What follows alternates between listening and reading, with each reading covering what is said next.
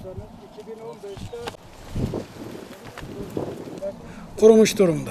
Salkımda tanelerin hemen hemen bir kısmının yarısı böyle kuraklıktan dolayı mahsulü kurumuş. Bunları da diğerlerine geçmemek için koparmaya çalışıyorum.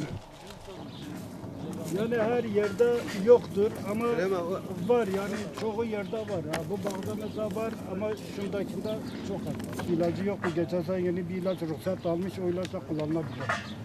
Bahçenin bütün bakımını, budaması, gübrelemesi hem suni hem fenli hiç ihmal etmeden ilaçlaması zamanında yapıyorum.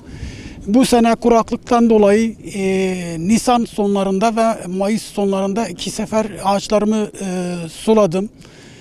Ona rağmen bu senenin kuraklıktan dolayı mahsullerin bir kısmı salkımda karararak döküm meydana geldi.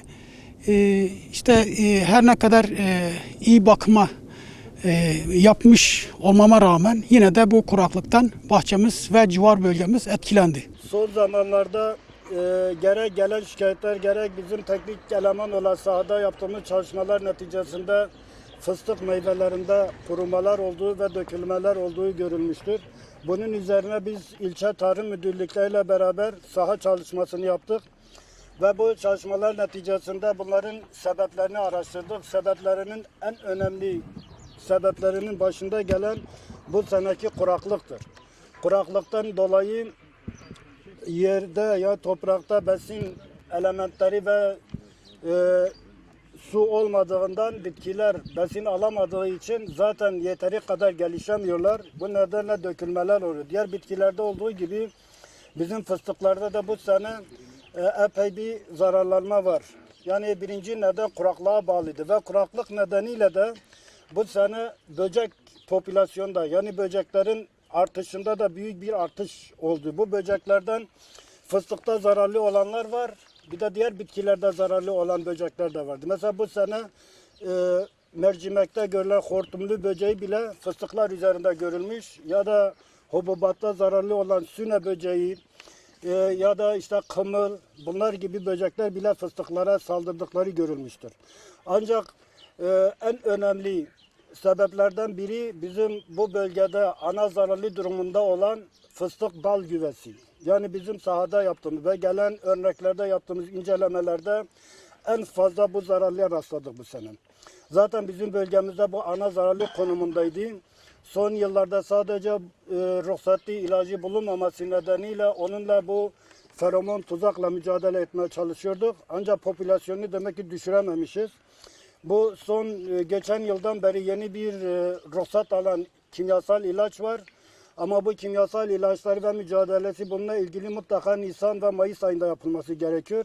Haziran ayında bunun mücadelesi olmaz. Çünkü neticede bu larvaları, salkımların sapları ve sürgünlerin içine girdiği için atılan ilaçların hiçbir faydası olmaz bunlara. Bunun için bizim yapmamız gereken nedir? Biz çiftçilerimize şunu önerebiliriz. Eğer imkanları varsa mutlaka fıstıklarını sulamaları gerekiyor ama bilinçli bir sulama. Bir de sulama yaparken mutlaka besin ilavesi de yapmaları lazım. Bunun dışında çiftçilere önereceğimiz şudur. Bu sağdan soldan kulaktan duyma bilgilerle kendi arazilerini ilaçlara boğmasınlar. Mutlaka eğer ilaç atacaklarsa önce tarım il ve ilçe müdürlüklerine danışsınlar. Ona göre mücadele yapsınlar. Mehmet Cevat Varoğlu. Evet. Siirt, Gera mevkiinde çiftçilik yapmaktayım. Yani dededen oğula çiftçiyiz, ailece çiftçiyiz. Daha önce zebzecilik yapıyorduk.